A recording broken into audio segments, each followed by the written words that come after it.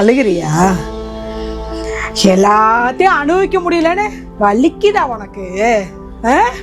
எங்க அப்பா அடிக்கடி ஒண்ணு சொல்லுவாரு, எவ்வளவு வேணாலும் சுத்த வச்சு வாழ்ந்துக்க, என்ன வேணாலும் அனுபவிச்சுக்க, ஆனா இந்த பூமியில நம்ம வாழ்ந்தோன்னு ஒரு அடையாளமா நமக்குன்னு ஒரு வாரிசை விட்டுட்டு போகணும்.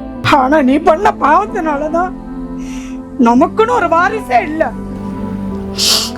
ஆசைக்குன்னு ஒரு பிள்ளைய தத்தெடுத்து அது நல்லபடியா கண்ணும் கருத்துமா வளர்த்து அவனுக்குன்னு ஒரு நல்ல வாழ்க்கையை ஏற்படுத்தி கொடுத்தா அத நீ தட்டி பறிக்கணும்னு நினைக்கிறேல?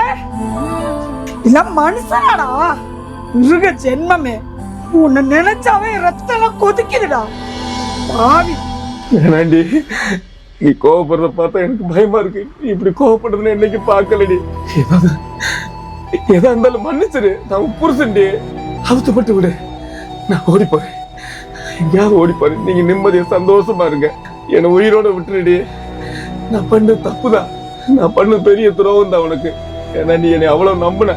நான் அந்த சொத்துக்கு ஆசைப்பட்டு தாண்டி இப்படி பண்ணிட்டேன். சொல்லுமா, என்ன மன்னிச்சுட்டேன்னு சொல்லுமா. நீ